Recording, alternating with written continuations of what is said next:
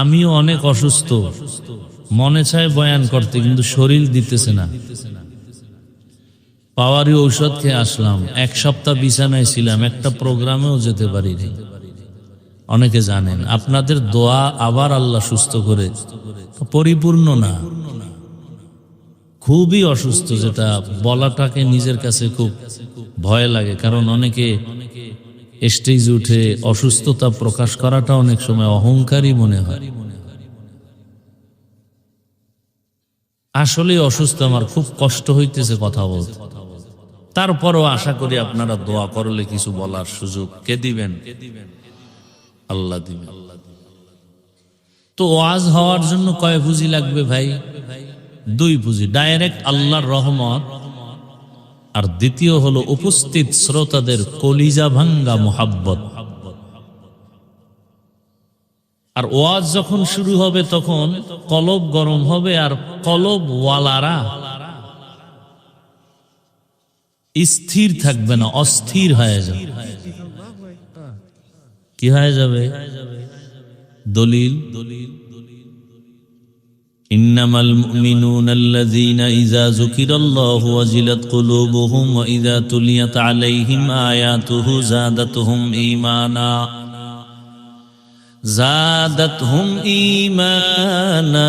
ওয়া আলা রাব্বিহিম ইয়াতাওয়াক্কালুন।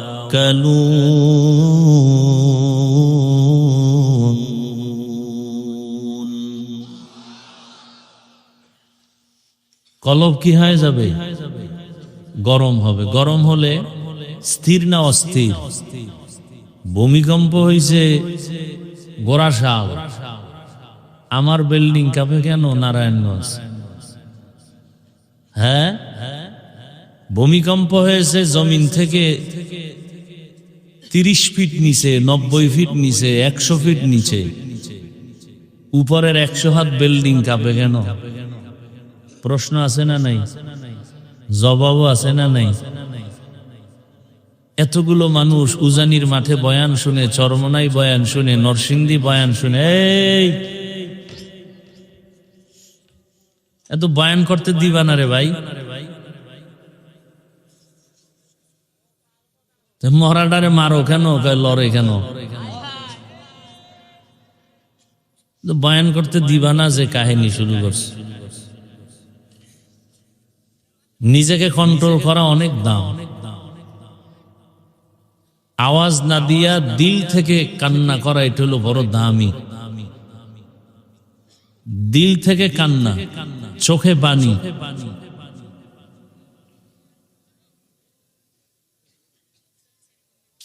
মহা মুসিবত ভাই। আপনারা আওয়াজ কইরেন না, আমাকে কথা বলতে দেন। আমি কি মুখস্থ করে আসছি আজকে এখানে কি বয়ান করব? আমাকে বলতে দেন।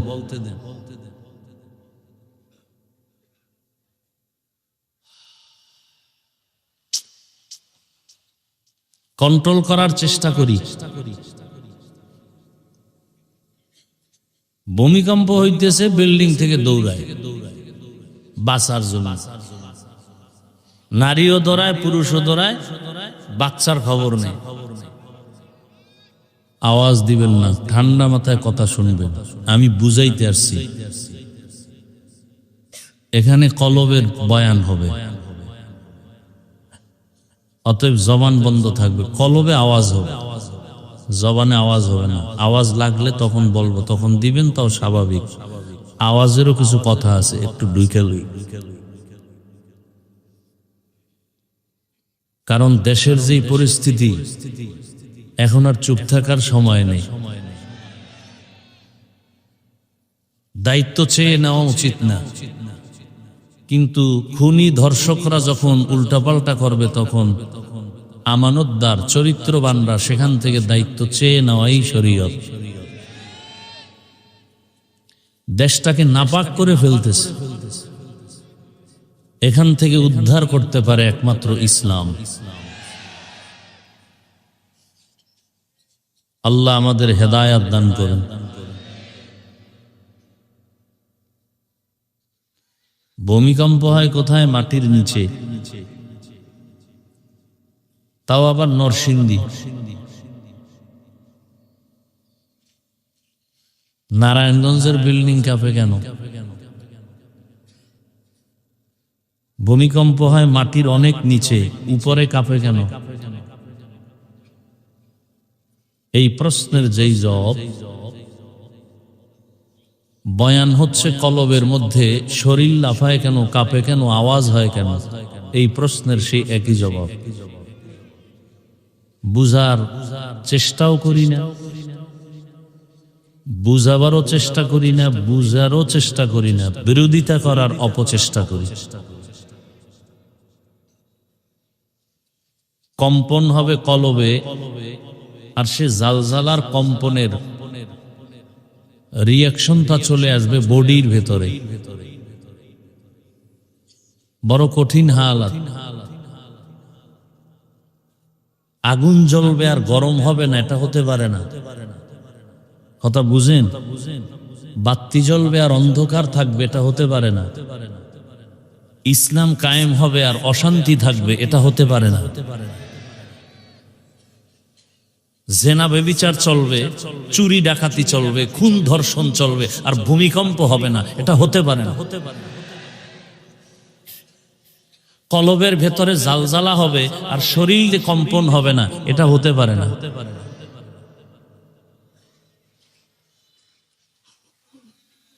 আল্লাহ বুঝার তৌফিক দান করেন। সব বয়ানের মূল কথা বুঝ ঠিক করা।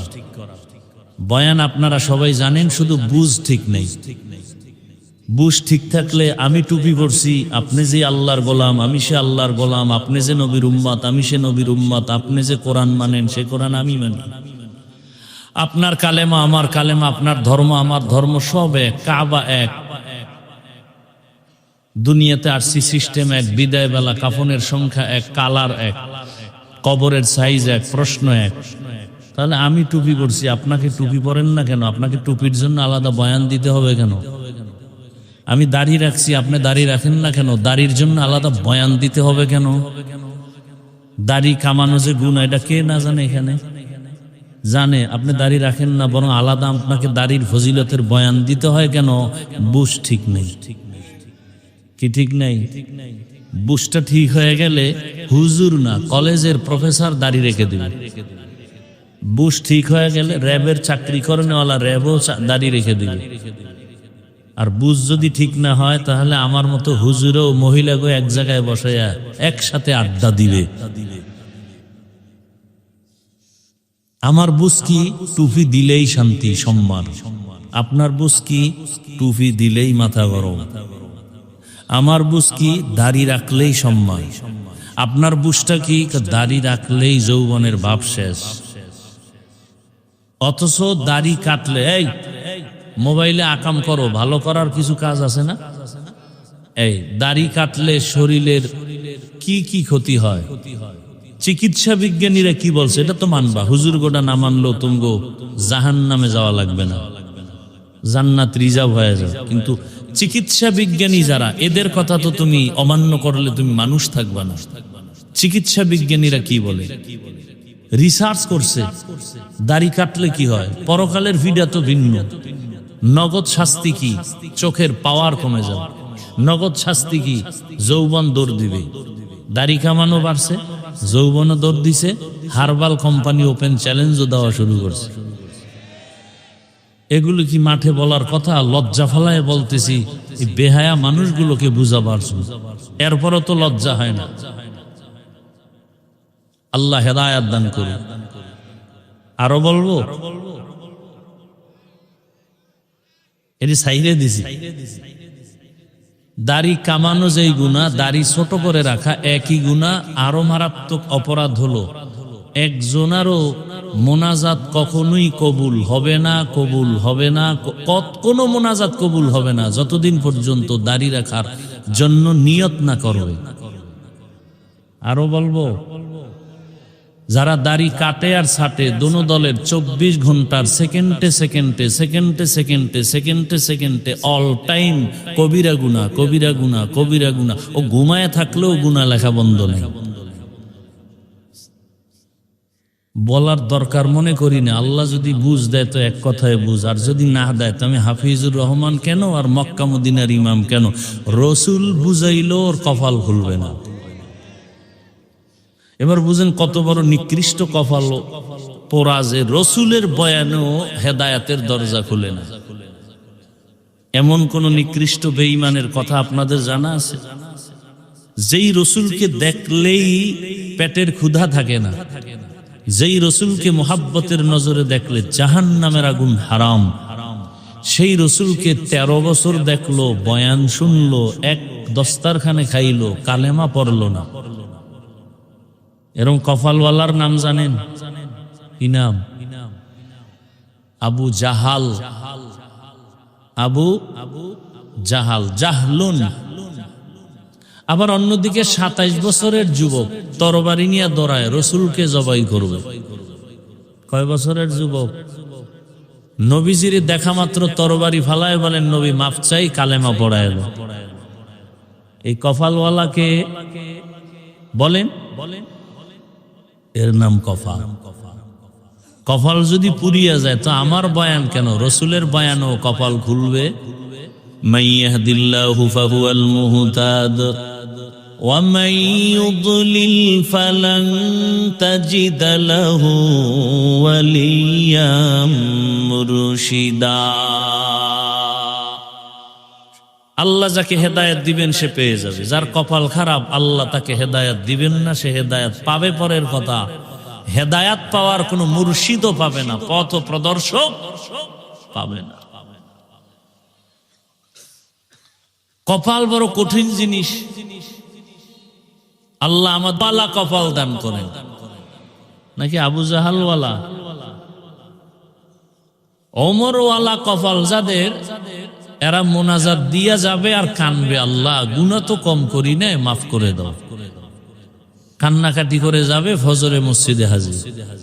আর আবু জাহালওয়ালা কপাল যদি দুই একটা পইরা যায় মাঠে, এরা মোনাজাতের আগে আগে যাবে, গিয়ে একটা বেলুন কিনবে, বেলুন, প্লাস্টিকের বেলুন আর একটা প্লাস্টিকের মাছ, এটারে কাঁধে ঝুলায় বাড়ি যাবে।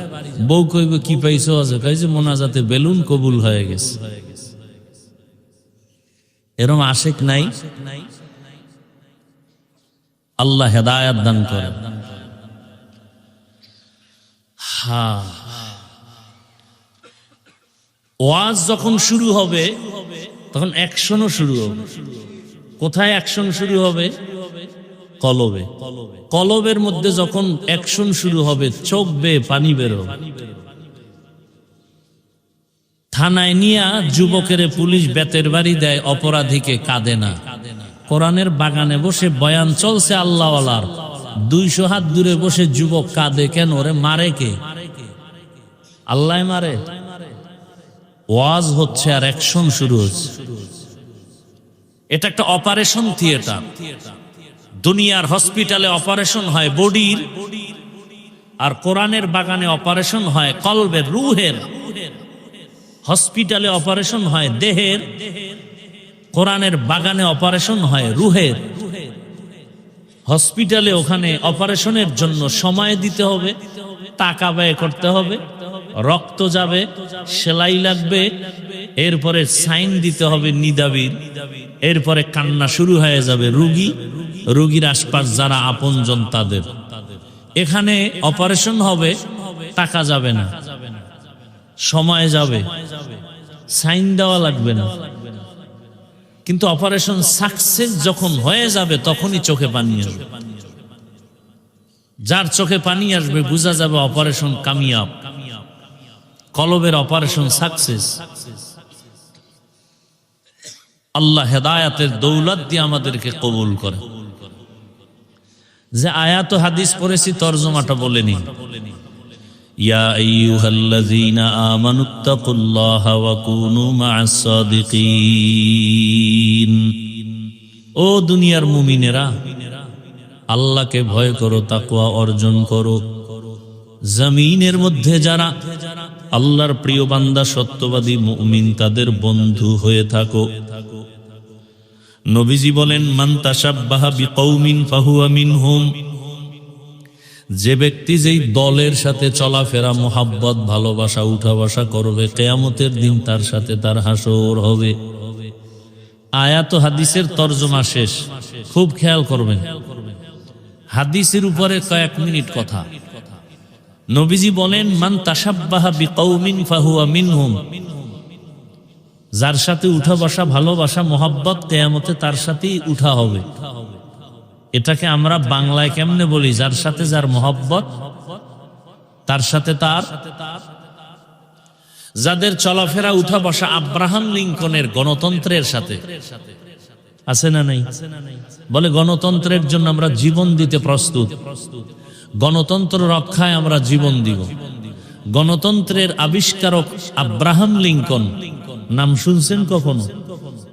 জগৎ বিখ্যাত কুতুবুল আলম, পীরে কামেল না বেঈমান? বেঈমান। যারা এই গণতন্ত্রের পেছনে উঠা বসা, ভালোবাসা, মোহাব্বত, কিয়ামতের দিন আব্রাহাম লিঙ্কনের সাথে তার হাসর হবে। যার চলাফেরা, উঠা বসা শেখ মুজিবুর রহমান সাহেবের আদর্শ নিয়ে, আর গর্ব করে বলে আমি শেখ মুজিবের সৈনিক, তার আদর্শ আমরা বাস্তবায়ন চাই, কিয়ামতের দিন তাদের সাথে হাসর হবে। যার সাথে যার মোহাব্বত, জিয়াউর রহমান সাহেবের আদর্শের সাথে যাদের উঠা বসা, ভালোবাসা, মোহাব্বত, কিয়ামতের দিন তার সাথে হাসর হবে। এরশাদ সাহেবের আদর্শের উপরে যাদের চলাফেরা, উঠা বসা, মোহাব্বত, কিয়ামতের দিন তার সাথে হাসর হবে। লেনিনের, কালমার্সের, মাওসেতুনের আদর্শের সাথে যাদের সম্পর্ক, উঠা বসা, মোহাব্বত, কিয়ামতের দিন তার সাথে তার হাসর হবে। কি যুবক, ঘুমাও, তোমার চুলগুলো এমন কেন? বলে আমি ক্রিকেটারের মোহব্বতে উঠি আর বসি। কিয়ামতের দিন তোমার ক্রিকেটারের সাথে হাসর হবে। আর যেই লোকটা টুপি পরে দাঁড়িয়ে রাখছে, ব্যাপার কি? আমি মদিনার আশেক, আমি ইসলাম চাই, আমি মা বাপ থাক না থাক আফসোস নেই, আমার ইসলাম ঠিক থাকতে হবে। কিয়ামতের দিন ইসলামের ধারক বাহক রসুল, সাহাবা, উলামাদের সাথে হাসর হবে। সন্দেহ? আল্লাহ বুঝার তৌফিক দান করে। একটু রাজনীতি করতেছি না কেন? সমস্যা কি? আল্লাহর কোরআনে থাকলে করি, না থাকলে করব না। আমি কোনো ব্যক্তির রাজনীতি করব না, আল্লাহর কোরআনে থাকলে করি। কি? হ্যাঁ, এখানে একটু প্রশ্ন অনেকের আছে যে পরিবারের যত নীতি, সমাধানমূলক, অর্থনীতি, পৌরনীতি, সব বিষয় সমাধান আল্লাহ কোরআনে দিছেন না দেননি? তবে আল্লাহ বেশি ব্যস্ত ছিলেন তো, সেই কারণে রাষ্ট্রের নীতি দিতে ভুলে গেছিলেন। হ্যাঁ, তো অনেকে বলেন যে রাজনীতির সাথে ধর্মকে টানবেন না, বলে না? বলে না? রাজনীতির সাথে ধর্মকে মিলাবেন না, টানবেন না। আরে ভাই, আমাদের ধর্ম ইসলাম আর রাজনীতি আলাদা ছিল কবে? হ্যাঁ, বরং আমাদের ইসলাম যা, রাষ্ট্রনীতি তা। ইসলাম ছাড়া আমাদের কোনো নীতি নেই। সমাজনীতি, পরিবার নীতি, সব নীতি, সব ইসলামের নীতি। কথা বলেন না কেন? একেবারে একটার সাথে আর একটা লাগানো। বলে কেমন? বলে সূর্যের সাথে আলোটা যেমন লাগানো, ফুলের সাথে ঘ্রাণটা যেমন লাগানো, আমাদের পরিবার নীতির সাথে ইসলাম লাগানো, অর্থনীতির সাথে ইসলাম লাগানো। অর্থনীতি মানে ইসলাম। কি বলেন? রাজনীতির সাথে ইসলাম লাগানো। যদি মনে করেন না ফুল থেকে ঘ্রাণ আলাদা হলে ওই ফুল যেমন ফুল থাকে না, ঠিক আমাদের রাষ্ট্রনীতি রাজনীতির থেকে ইসলামকে আলাদা করলে এটা রাজনীতি থাকে না, দুর্নীতি হয়ে যায়। মানুষের জীবনের কল্যাণের একমাত্র নীতি ইসলামের নীতি। কমপ্লিট নাকি দুর্বল? আমি দুর্বল ইসলাম মানি না, দুর্বল কোরআন মানি না। আপনারা মানলে মানতে পারেন। আমি এমন কোরআন মানি, এমন ইসলাম মানি যেটা পারফেক্ট এবং পাওয়ারফুল, যেটা আশা মাত্র পরিবারে শান্তি, ব্যক্তিতে শান্তি, সমাজে শান্তি, ব্যবসায় শান্তি, অর্থনীতিতে শান্তি। এক কথায় শান্তির একমাত্র ঠিকানার নাম ইসলাম। মানেন আর না মানেন, তবে লিখে রাখেন, যতদিন পর্যন্ত জমিন ইসলাম কায়েম হবে না, ততদিন পর্যন্ত জমিনে চাপাবাজের আওয়াজ হবে, শান্তি কপালে আসবে না। সম্ভব না, কোনোভাবেই সম্ভব না। ইসলাম মানতে সমস্যাটা কি আপনাদের বলেন? নামাজের ইমামতি মানছেন না আলেমরে? কি ইমানের পরেই নামাজ? একজন আলেমের পিছনে নামাজ পড়তে বাধা। বিবাহের সময় ইমাম মানছেন কারে? আলেম। বাধা সেখানে বাধা নাই, সংসদে আলেম গেলে বাধা কেন? রাষ্ট্রের ইমাম মানতে আলেমকে ইমাম মানতে বাধা কেন? হ্যাঁ, আলেমরা পারবে না কিছু না? আপনারা কি পারছেন? আপনারা কি পারছেন? বাবার সামনে মেয়েকে উলঙ্গ করে ধর্ষণ করতে পেরেছেন। স্বামীর সামনে তার স্ত্রীকে উলঙ্গ করে ধর্ষণ করতে পেরেছেন। আপনারা কি পেরেছেন? ব্যবসায়ীর দোকানে লুটপাট করতে পেরেছেন। কোনদিন এটা আলেমের দ্বারা সম্ভব? কোনদিন সম্ভব না, কল্পনাই করা যায় না। বরং ইসলাম আসলে এই পুরা বাংলাদেশ হবে বেহেশতের বাগান। হিন্দু শান্তিতে থাকবে, খ্রিস্টান শান্তিতে থাকবে, ইহুদি শান্তিতে থাকবে, সমস্ত গরিবরা হবে ধনী। বাংলাদেশে একটা গরিব থাকবে না, জাকাত নেওয়ার টাকা খাওয়ার লোক থাকবে না, সব ধনী হয়ে যাবে।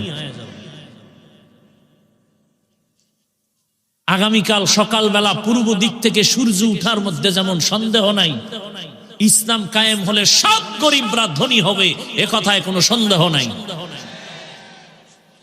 যে সন্দেহ করবে সে বেঈমান। ইসলামের অর্থনীতি গরিবের জন্য। সমস্যা হলো বিড়িখোরেরা ভাবে আছে ইসলাম আসলাম গো, বিড়িখোরের উপায় কি? শাহ আতাউল্লাহ বুখারী রহমাতুল্লাহ আলাইহি বয়ান করতেছেন জান্নাতের বয়ান, মা তাশতাহি আনফুসুকুম। কি জান্নাত আল্লাহ দিবেন, সেখানে ঢুকবা, যা চাইবা তাই পাইবা। একজনে কয় বিড়ি বামুনি। যেমন প্রশ্ন তেমন জবাব। হুজুর কয় বিড়ি পাইলেও পাইতে পারো, তবে আগুন আনতে গেলে তো জাহান্নামে যেতে হবে। আর জাহান্নামে যখন বিড়ি ধরাইতে যাবি, তখন টের পাবি কত ধানে কত চা। আচ্ছা বলেন তো, এই প্যান্ডেলে কোন বিড়িখোর সম্মানিত ব্যক্তি আছে না নেই? এখানে আসার পরে কয়টা বিড়ি টানছেন? কেন কেউ মাইকে বলছে বিড়ি টানলে ফিডামু? টানে না কেন? হ্যাঁ, বাংলাদেশে ইসলাম আসলে তো পুরা দেশটা এরকম পরিবেশ হবে, বিড়িখোর নিজের থেকে বলবে যে বিড়ি টানা যাবে না, মদখোর নিজের থেকে বলবে না এই পরিবেশে মদ পান করা যাবে না।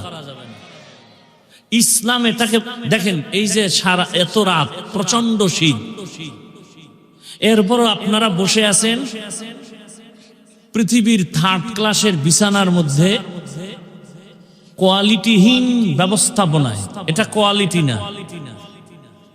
আপনাদের কোনো টাকাওয়ালা যদি মানুষগুলোকে বসাতে চাইতেন, তা আপনাদেরকে ফ্রি গাড়ি দিতেন, ফ্রি গাড়ি দিয়ে আনতো, তাও কিন্তু এই বেহেশতি মানুষ আসতো না, সব গাঞ্জাখোরেরা এসে বসে থাকতো। এরপরে বসার জন্য ভিআইপি ব্যবস্থা, ভিআইপি চেয়ার, নন ভিআইপি পেছনে, এরপরে নাস্তা। যদি নাস্তা দেরি তো চেয়ারের বাড়ি। এরপরে আবার যদি বাইরে বাইরে শুরু হয়ে যায়, আবার একজনে ভিডিও করে দেখায়, দেখেন তো আমরা নিজেদের দলওয়ালারা কত বড় বেয়াদ্দব। নিজেদের অপকর্ম আবার দেখায়। আপনাদের ফ্রি গাড়ি দিছে, বসার স্থান ভিআইপি। পৃথিবীতে এর থেকে নরমাল কোনো বিছানা হতে পারে? অনেকে ঘাসের উপরে, মাটির উপরে বসছেন। নাস্তা কতবার দেওয়া হয়েছে? দেওয়া হবে? হবে না? বড় কঠিন বিষয়। নাস্তাও দেওয়া হবে না। হ্যাঁ,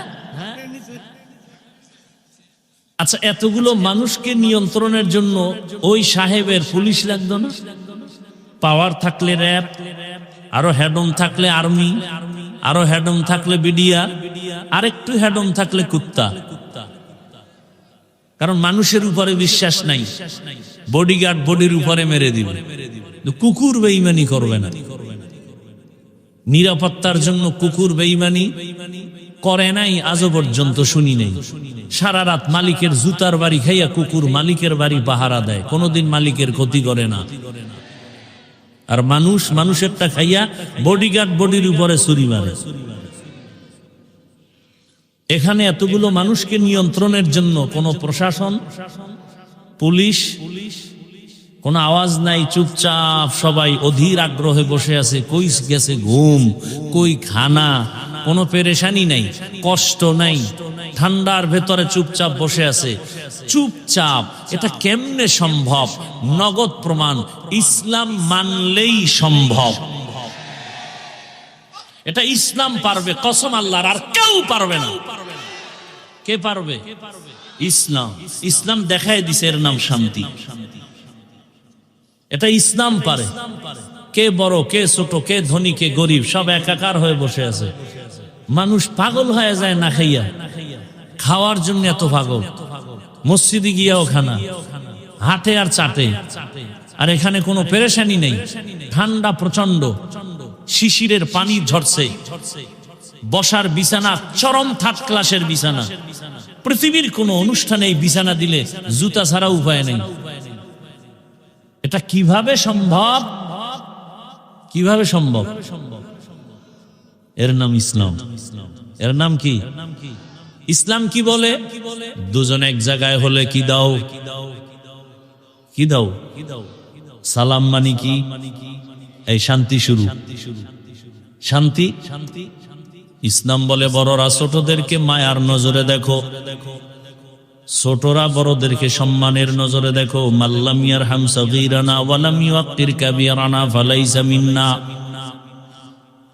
আল্লাহর জাতের কসম, দুনিয়ার সব বড়রা ছোটদেরকে যদি মায়ার নজরে দেখেন, কোনদিন বড়রা ছোটদের উপরে জুলুম করবে না। সব ছোটরা বড়দেরকে সম্মানের নজরে যদি দেখেন, কোনদিন ছোটরা বড়দের সাথে বেয়াদবি করবে না। এটা ইসলাম পারে, আর কেউ পারে না। ইসলাম বলে কর্মচারী কাজ করবে, তাড়াতাড়ি ঘাম ঝরার আগে বেতন দাও। কর্মচারীর বেতন যদি আগে দিয়ে দেন, কোনদিন কর্মচারী কাজে ফাঁকি দিবে না। আর যদি বেতন মাইরা খান, তাহলে কাজে ফাঁকি দিয়া মোবাইল চালাবে। ইসলাম আসলে সব মানুষ শান্তিতে চলবে। রাত্র 1টার সময় এখান থেকে নারী হেঁটে যাবে, ওর দিকে কেউ চোখ তুলে তাকাতে পারবে না। চোখ তুললে ওর চোখ উপরে ফেলা হবে। এর নাম ইসলাম। চুরি করবে, হাত কাটা হবে। একজনে কয় ইসলাম আসলে উপায় নাই, হাত কাটবে। এদেশে হাত আর থাকবে না। সৌদি আরবে কি হাতওয়ালা মানুষ নেই? আরে ভাই, এক চোরের হাত কাটবে বাইতুল মুকাররমে, ঘোষণা দিয়া। এক চোরের হাত কাটলে পুরো দেশ ঠান্ডা হয়ে যাবে। এর নাম ইসলাম। আর কোনদিন মা ধর্ষিতা হবে না, বোন ধর্ষিতা হবে না, শিশু ধর্ষিতা হবে না, হিন্দু নিরাপত্তাহীনতায় ভুগবে না, ব্যবসায়ী চান্দাবাজি ধান্দাবাজির পেরেশানিতে ভুগবে না। কখন এটা হবে? ইসলাম আসলে। কথা ঠিক না? হ্যাঁ, তবে এখানে একটা ফাঁক আছে। ফাঁক কি? আপনি ইসলাম রাজনীতি ইসলামেরটা করেন না, আপনার সাথে কোনো ঝগড়া নাই, খুব খেয়াল করবেন। কিন্তু যদি বলেন আমি ইসলামের রাজনীতি পছন্দ করি না, তাহলে আর আপনার সাথে কোনো আপোষ নেই। এখানে বহু লোক আছে নামাজ ঠিক মতো পড়ে না, কিন্তু সে মুমিন। যদি বলে নামাজ পছন্দ করি না, সাথে সাথে বেঈমান।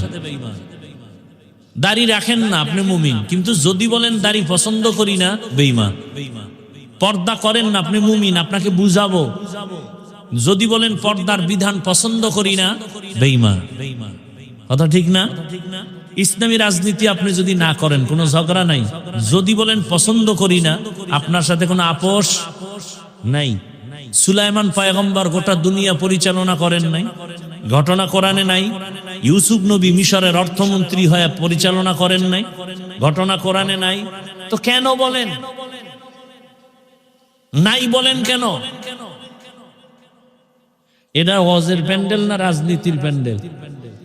এখানে দাঁড়ায় যদি রাজনীতির ভোট চাইতে পারে, আমরা কোরআন দিয়া রাষ্ট্রনীতির বয়ান করলে বাধা কেন?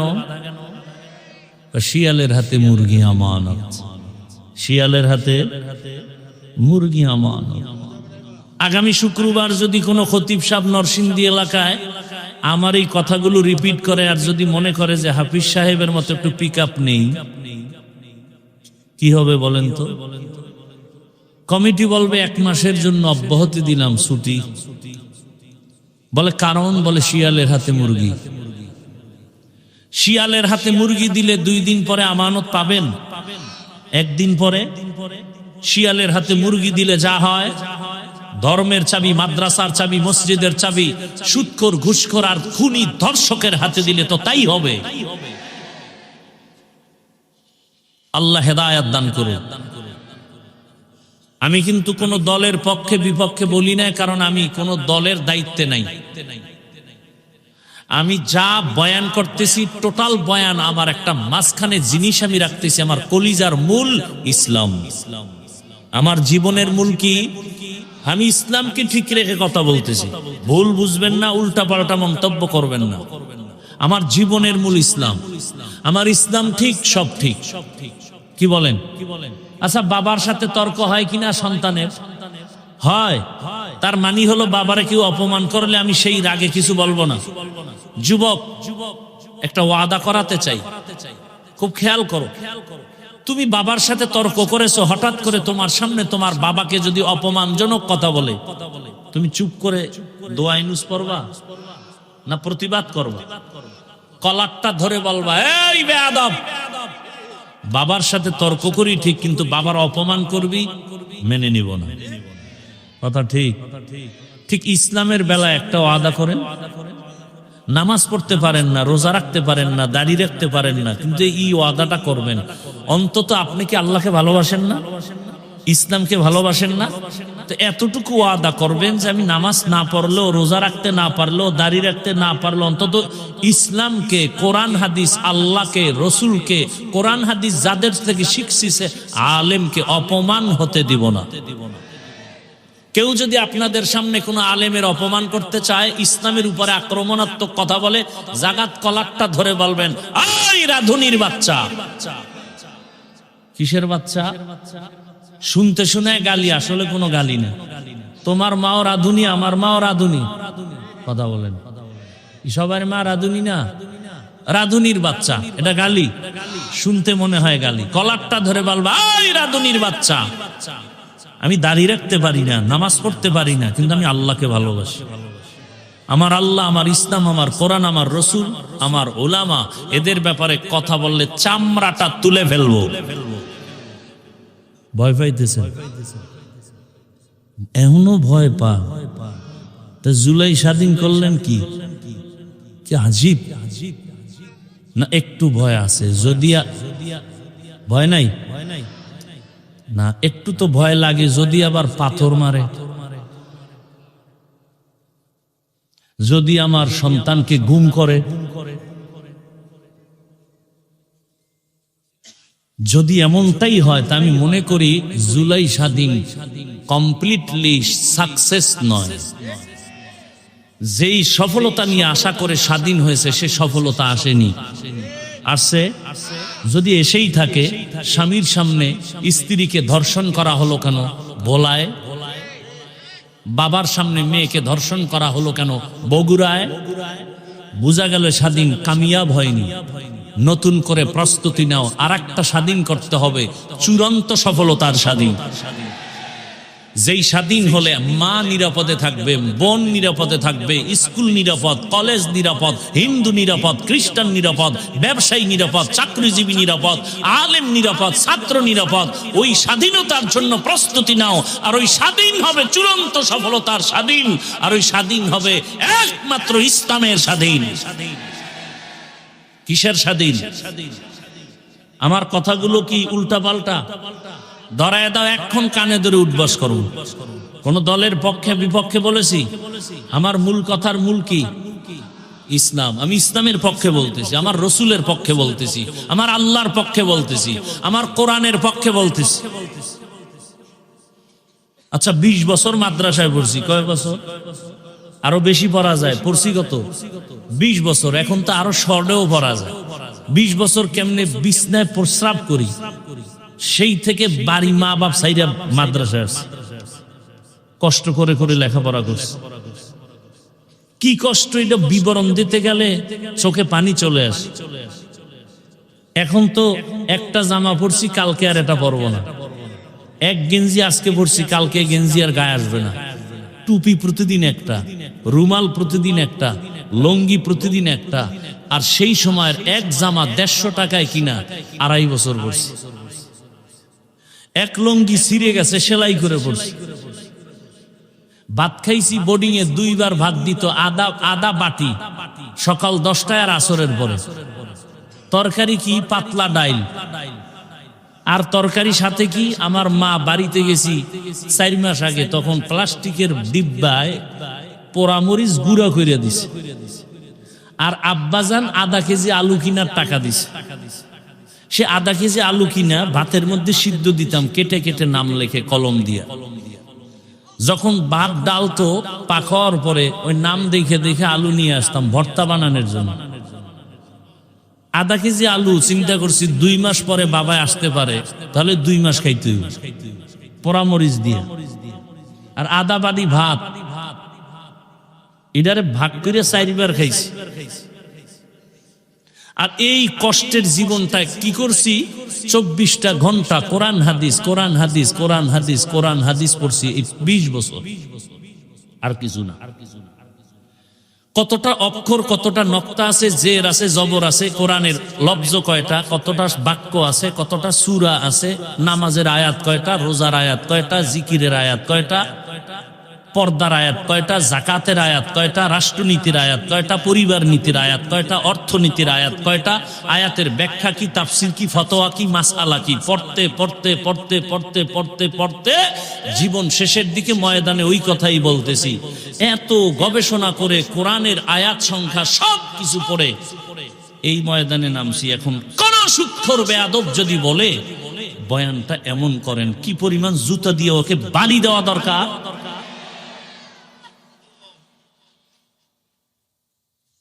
আল্লাহ হেদায়াত দান করে। তা আলেমকে যখন স্টেজে উল্টা পাল্টা করে, আপনারা মোয়া চা বানার মজা নেন। সব ময়দানের মানুষ যদি দাঁড়ায় বলতো, এই বেয়াদব, আল্লাহকে চিনছি, কালেমা শিখছি, নামাজ শিখছি, আলেম থেকে অপমান করলি কেন? বিচার না হওয়া পর্যন্ত তোকে এখান থেকে বিদায় করা যাবে না। এক বেয়াদবকে সোজা করতা, টোটাল দেশ সোজা হয়ে যেত। ভয় পাইতেছেন। ভয়কে জয় করতে হবে ইসলাম দিয়ে। ভয়কে জয় করতে হবে ইসলাম দিয়ে। আল্লাহ বুঝার তৌফিক দান করে। লঙ্গির ভিতরে গোবর লাগছে, গোবর পাক না নাপাক? এই নাপাক দূর করতে কি লাগবে? পানি। অচেনা পথে ঘুরতে ঘুরতে আধা ঘন্টা পানি নেই, গাছের নিচে বয়ে জিমাইতেছে, আহারে পানি পাই না, উপায় কি? একজনে একা, তুমি পাগল হয়ে গেছো, এত মেহনত করো, তোমার নিজের কাছেই তো স্পেশাল পানি আছে না নাই? কি পানি? প্রস্রাব। ভাই বুদ্ধিটাতে আধা ঘন্টা আগে আসিলি কই? এই বুদ্ধি সেই সময় দিলে আমার এত ঘাম ছুটানোর দরকার হতো না। উনি প্রস্রাব দিয়ে গোবর ধুইয়া ফেলছে। বলেন তো কত পাক হইছে? হইছে পাক না নাপাক আরো ছড়ায় গেছে? ভালো করে মনে রাখো জাতি, গোবরের নাপাক প্রস্রাব দিয়া ধুইলে যেমন নাপাক আরো ছড়ায়, দুর্নীতিবাজ, চাঁদাবাজ, ধর্ষক, খুনি, চরিত্রহীন লম্পটকে যদি বলো আমারে নরসিংদী এই শহরটাকে পাক বানায় দাও, আরো না পাক হবে। বুঝেন কিছু? কি বুঝছেন এতক্ষণ আলোচনায়? ভোটের আগের রাতে সেই পচা পায়খানার টাকা খেতেই হবে। ভোটের আগের রাতে টাকা খাবেন না? বলেন কি? সেই রাতেরই তো বরকতের টাকা খাবেন আর ইজ্জত বিক্রি করবেন। এরপরে দেখবেন একসময় আপনার মাইয়ের উপরে হামলা। কিও কয় ভোটের আগে না তোর মাইয়ার ইজ্জত কিনে নিছি।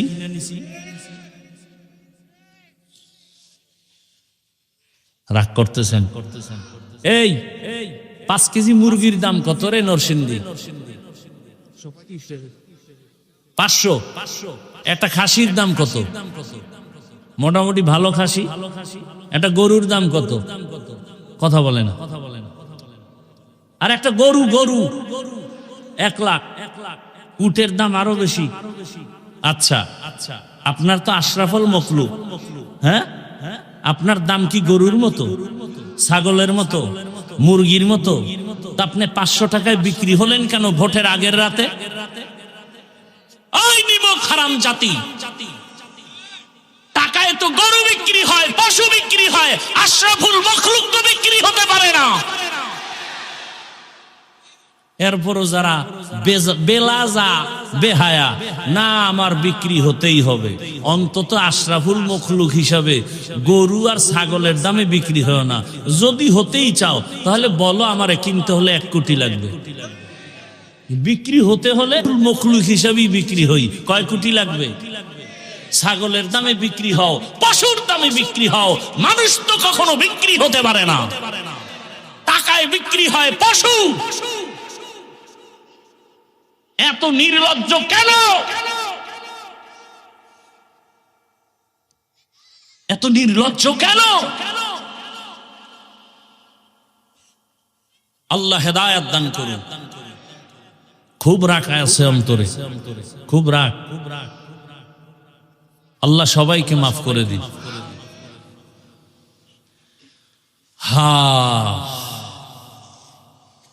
এই বয়ানগুলো ওই দিন কাজে লাগবে যেই দিন পরিবেশ ভালোর মধ্যে ঢুকবেন।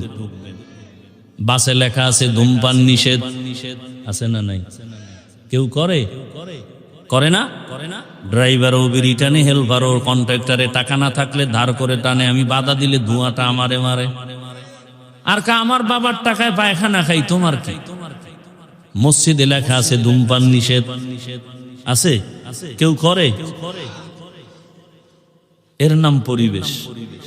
বাসে লেখার পরেও করে, ওখানের পরিবেশ কিনা? এটাকে বাংলায় বলে সৎসঙ্গে অসৎসঙ্গে সোহবতে সালেহ তোরা সালেহ কুনাত, সোহবতে তালে তোরা তালে কুনাতে জামানা, সোহবতে বা আউলিয়া বেহতেরাজ সদ সালাতাত বেরিয়া। এবার মোনাজাত দিয়ে দিলে তো হয়। কেন এতক্ষণ কি ফাও আলাপ করছি? হ্যাঁ, তা আর একটু বসবেন। আল্লাহ সবাইকে কবুল করে। সৎসঙ্গে অসৎসঙ্গে ভালো করে মনে রাখবেন। আল্লাহ তাআলা বলেন, ও মুমিন আমাকে ভয় কর। বারবার আল্লাহ বলেন আমাকে ভয় করো, ভয় করো, ভয় করো। কোরআনের শুরুতেও বলেন হুদাল্লিল মুত্তাকিন, কোরআনের শেষেও বলেন ওয়াত্তাকু ইয়াওমান তুরজাউনা ফীহি ইলাল্লাহ। এমনকি আপনার আমার রাসূল যার কোনো গুনাহ নাই, কেমন রহমতের নবী আমার, যেই নবীর কোনো গুনাহ নাই, এরে আল্লাহর গোলাম, মুসা নবী আল্লাহর বন্ধু, ঈসা নবী আল্লাহর বন্ধু, ইব্রাহিম আল্লাহর বন্ধু, সব নবী রাসূল আমার আল্লাহ তাআলার বন্ধু। আপনার আমার নবীও আল্লাহর বন্ধু। ব্যবধানটা কোথায়? সব নবী রাসূল আমার আল্লাহ তাআলার আশিক, আর আমার আল্লাহ একা হলেন শুধু মুহাম্মদের আশিক। ইমামুল আউয়ালিনাল আখিরিন বহরে সাদকা রাহমাতাল লিল আলামিন সাইয়্যিদুল কাউনাইন খাতমুল মুরসালিন আখির আমদ বুদে ফখরুল আউয়ালি। ভাইরা আমার, আল্লাহ বলেন আমাকে ভয় করো। যে নবীর কোনো গুনাহ নাই সেই নবীকেও আমার আল্লাহ বলেন, নবী আপনি আমাকে ভয় করেন। ইয়া আইয়ুহান নাবিয়্যুত্তাকিল্লাহ ওয়ালা তুতিইল কাফিরিনা ওয়াল মুনাফিকিন।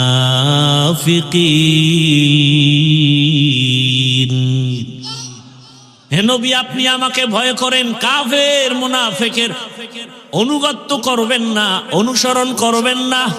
কারণ কাফের মুনাফিক মুসলমানের চূড়ান্ত বন্ধু না দুশমন? ভাইরা আমার, তাহলে এত ভয় করতে কেন আল্লাহ বলেন? এই ভয়ের নাম তাকওয়া, এই ভয়ের নাম খাশিয়া, এই ভয়ের নাম খাউফ। ওয়া আম্মা মান খাফা মাকাম রাব্বিহি ওয়া নাহান নাফসা আনিল হাওয়া ফাইন্নাল জান্নাতা হিয়াল মাওয়া।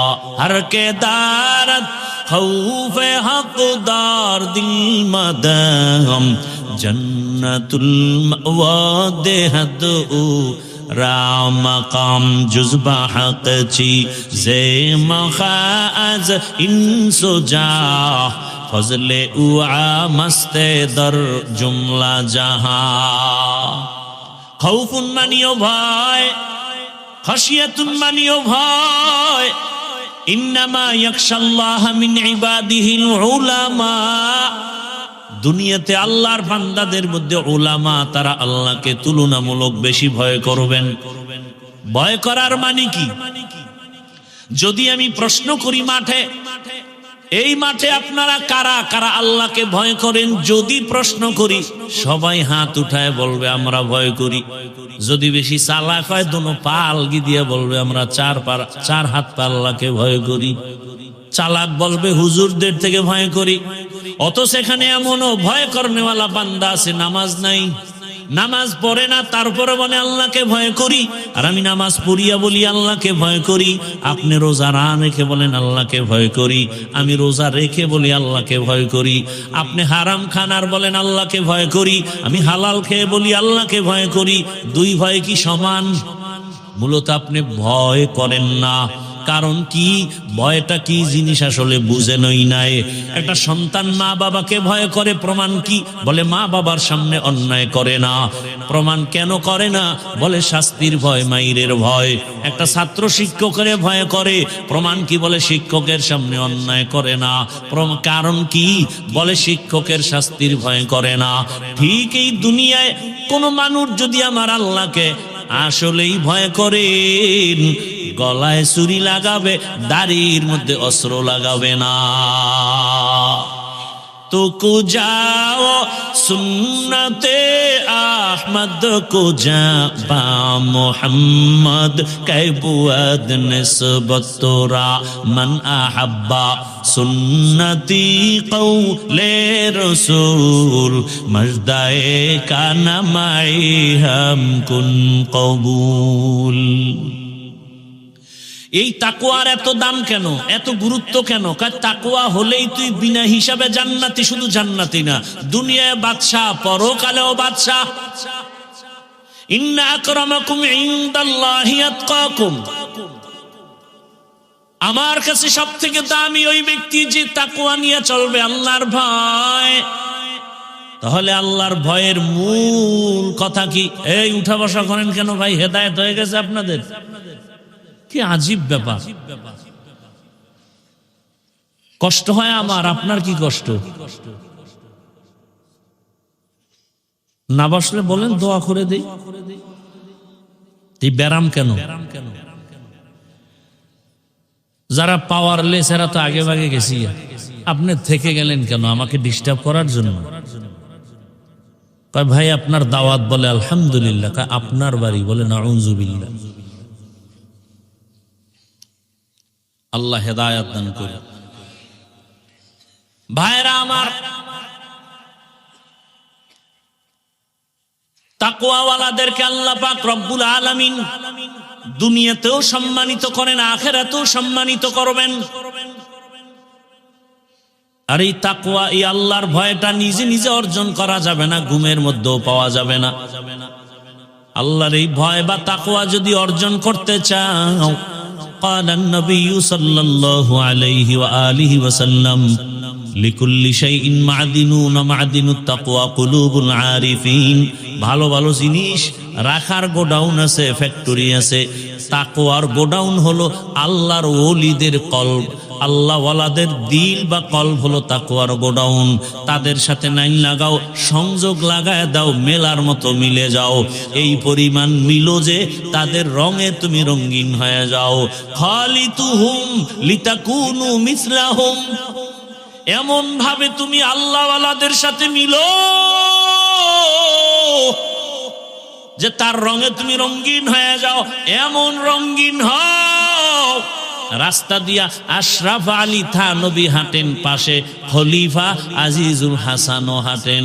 চিনা যায় না কে আশরাফ আলী কে আজিজুল হাসান, কারণ দোনোজনার টুপি এক, পোশাক এক। আল্লাহর মোহাব্বতের রাস্তায় দোনোজনে এমন ভাবে মিলো,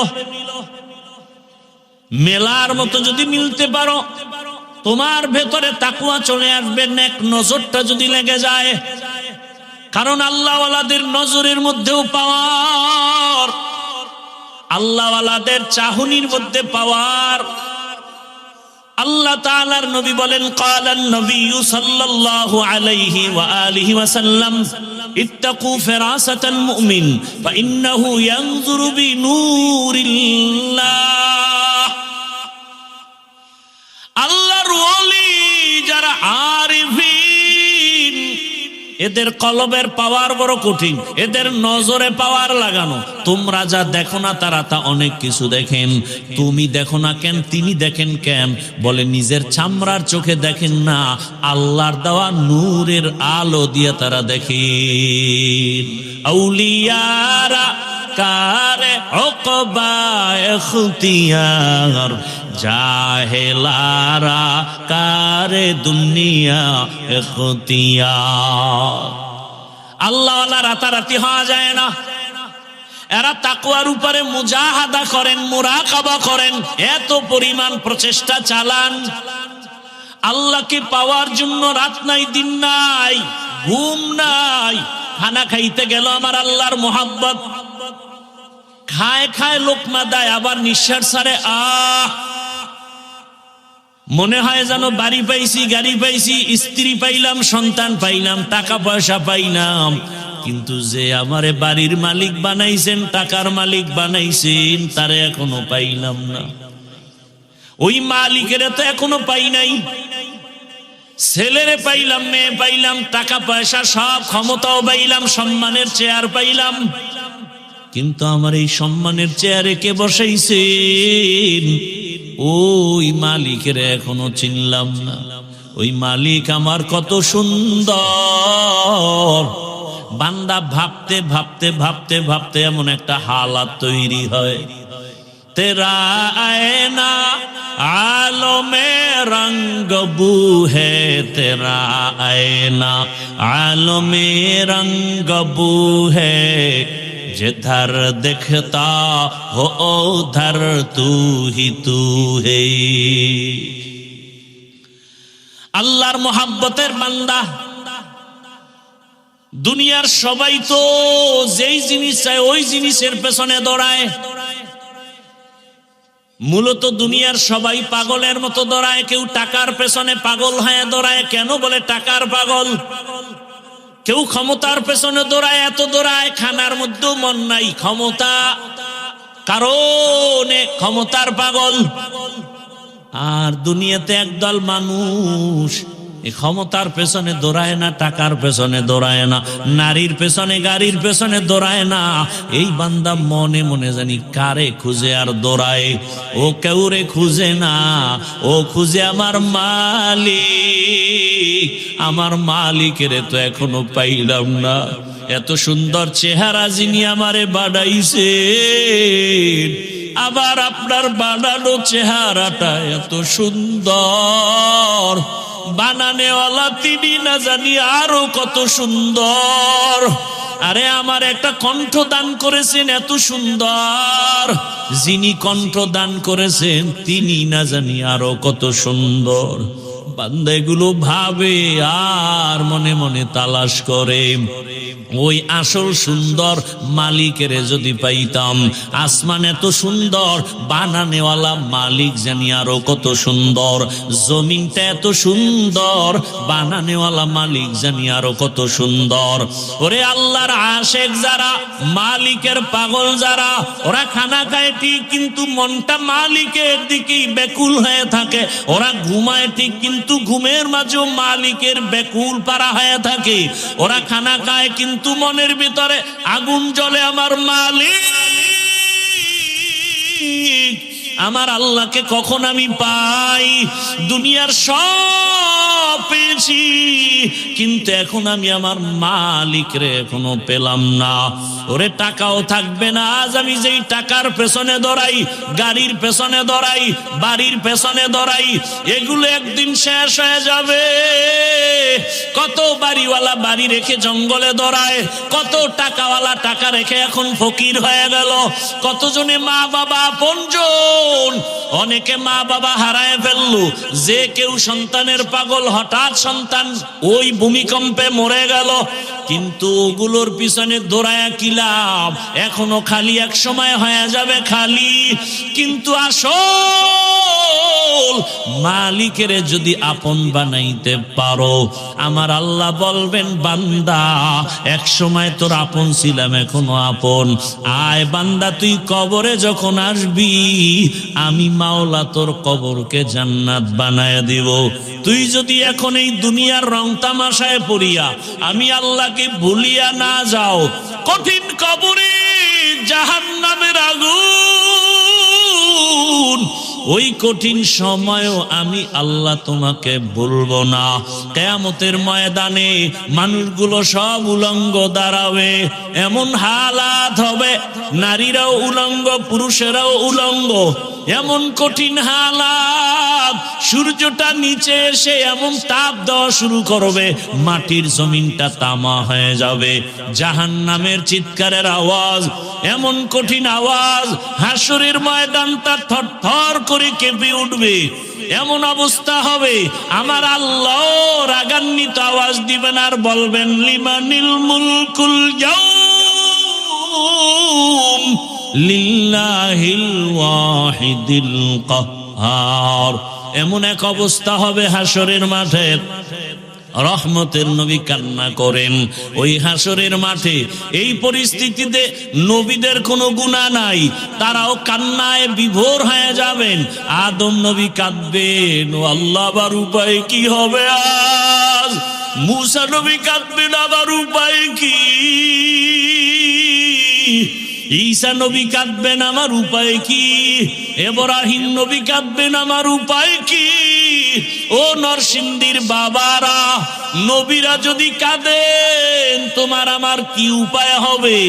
ওরে তোমার আমার তো কোনো আমল নাই, নামাজ নাই, রোজা নাই, তেলাওয়াত নাই, জিকির নাই।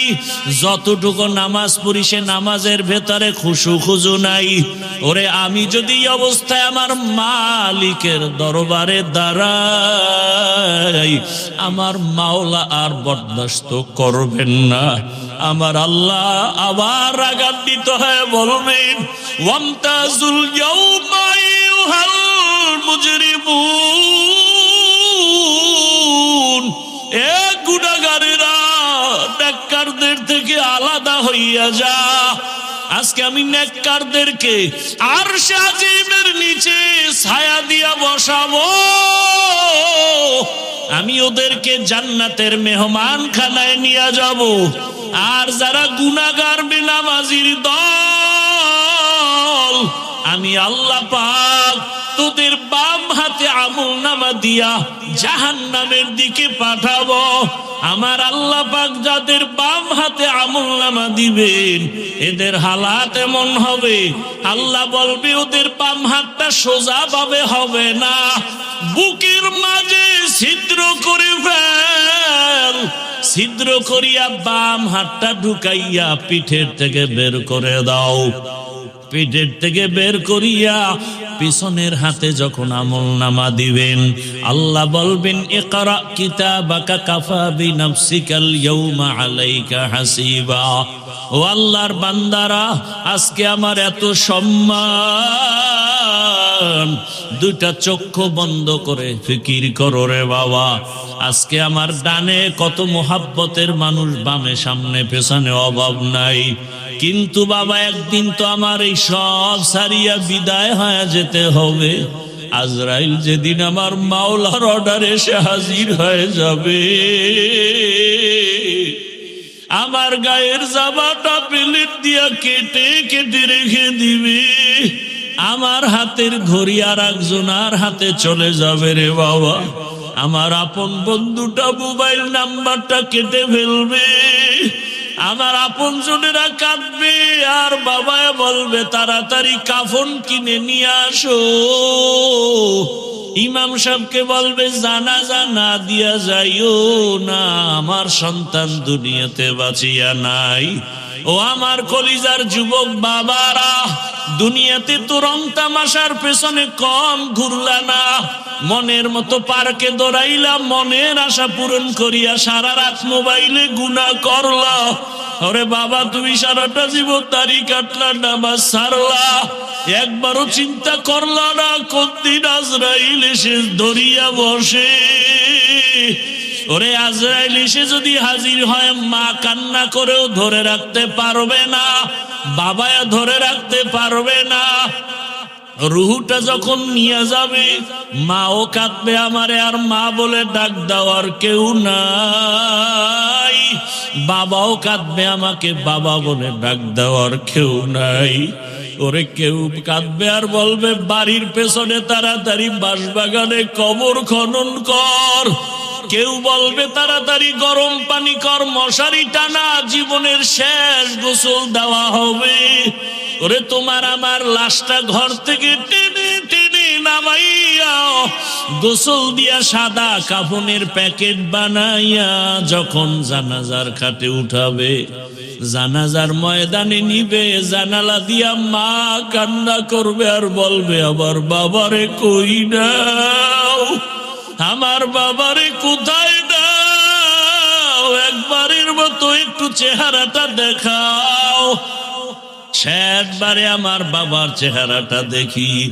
ও যুবক বাবা, একবার মা দেখবে আর দেখা হবে নাই, শেষ। এবার জানাজা পড়াইয়া কবরের দিকে রওনা। কই মা, কই বাবা, কই বন্ধু, কই আমার আপনজন, কেউ নাই। ওই কবরে রাখিয়া পাড়াইয়া পাড়াইয়া মাটি দিয়া যখন সবাই বিদায় হবে, দুইজন ফেরেশতা প্রশ্ন করার জন্য কবরে চলে আসবে।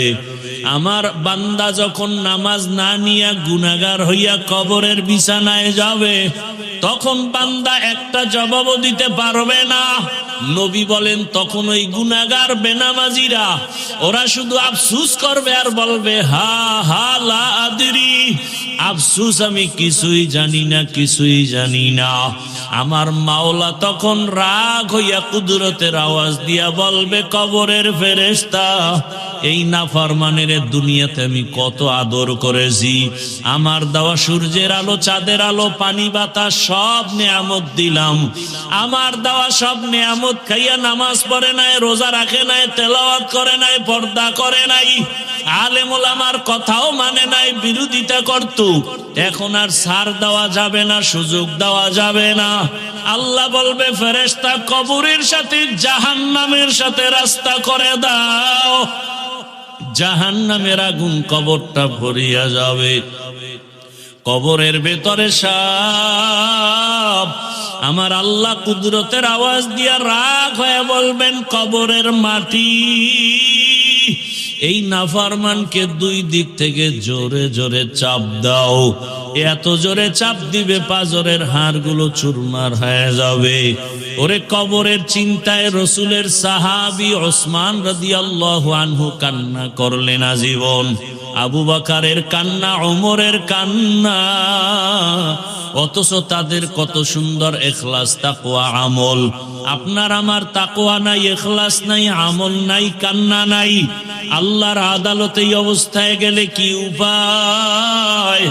ও আমার যুবক বাবারা, বৃদ্ধ বাবাজিরা, পর্দার আড়ালের মা বোনেরা, এখনো সময় আছে। আমার মালিকের ডাক দাও, মন থেকে আমার মালিকের ডাকো আর বলো, হে মালিক, জীবনে তো কম দাড়ি কাটলাম না, নামাজ কম সারলাম না, বেপরদায় আড্ডা কম দিলাম না, সারা রাত মোবাইলে গুনাহ কম করলাম না। আজকে থেকে তওবা করলাম। আমার মতো কত জেনারেল লাইনের মানুষ চাকরি করে, ব্যবসা করে, নামাজ পড়ে, আমার কপাল কেন পুড়িয়া গেল? আজকে থেকে আর গুনাহ করব না। মা বাবার দোয়া নিয়া, শিক্ষকের দোয়া নিয়া, ওলামায়ে কেরামের দোয়া নিয়া, নবীর তরিকা মেনে, আদর্শ মেনে চলবো। ওলামায়ে কেরামের দোয়া নিয়া চলবো, পরামর্শ নিয়া চলবো। আর কোরআন হাদিস ইসলামের বিপক্ষে যাব না। ও আল্লাহর বান্দারা, তওবা করার মতো যদি করতে পারো, আল্লাহ পাক দয়ার দরজা খুলিয়ে দিবেন। যদি তওবার নিয়ত অন্তরে থাকে, মুনাফিকি না থাকে, খাঁটি তওবার নিয়তে দুটো হাত আল্লাহকে দেখায় দাও। আয় আল্লাহ, আমাদের তওবা কবুল করে নেন, হাতগুলো কবুল করে নেন। তওবার উপরে মজবুত হইয়া চলার তৌফিক আমাদের দান করেন, আমিন।